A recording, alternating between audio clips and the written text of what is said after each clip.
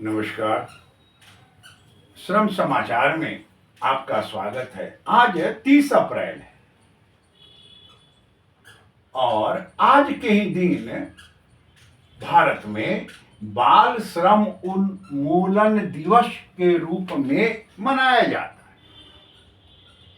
तो और इसके मनाने के पीछे कारण है भारत का संविधान और आईएलओ के द्वारा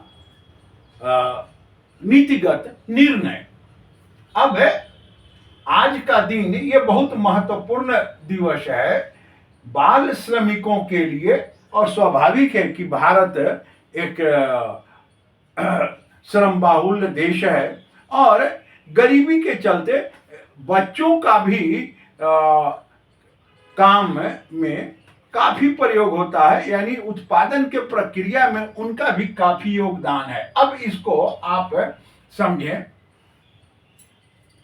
बाल श्रम उन्मूलन को रोकने के लिए भारत सरकार ने बाल श्रम किशोर निषेध अधिनियम 1986 को बनाया। ठीक है, यानी 1986 को बाल श्रम पर भारत सरकार ने अधिनियम बना दिया। बिहार सरकार अपने यहाँ लागू करने के लिए बाल श्रम उन्मूलन तथा किशोर श्रम निषेध एवं विनियमन हेतु राज्य कार्य योजना बनाया, जो 2017 में बनाया।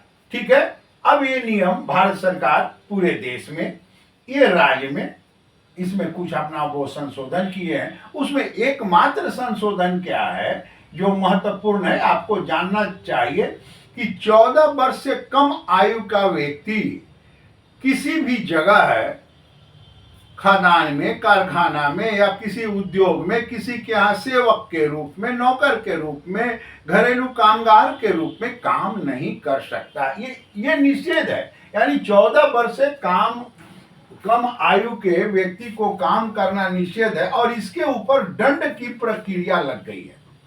आज के समाचार पत्र में श्रीमान राज्यपाल महोदय, उप मुख्यमंत्री महोदय, श्रम मंत्री महोदय, यानी जितने भी ये महानुभाव हैं, इनका भी समाज से ये निवेदन है कि आप बाल श्रमिकों को रोजगार पर, काम पर न रखें।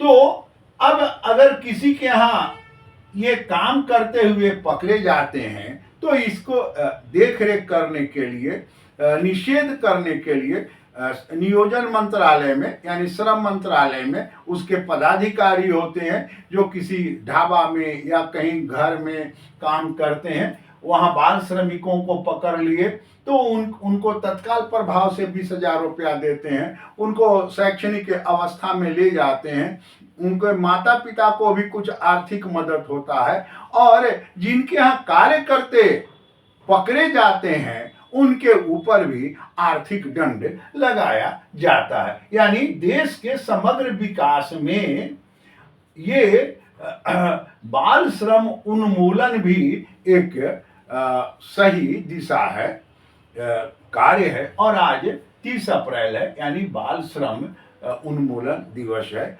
अगर आपके आसपास बच्चे हैं, छोटे बच्चे हैं, बच्चा बच्ची हैं, तो कृपया उनसे काम न लें, उनका शैक्षणिक अवस्था का ध्यान रखें ताकि उनका विकास, शारीरिक और मानसिक विकास स्वस्थ हो सके।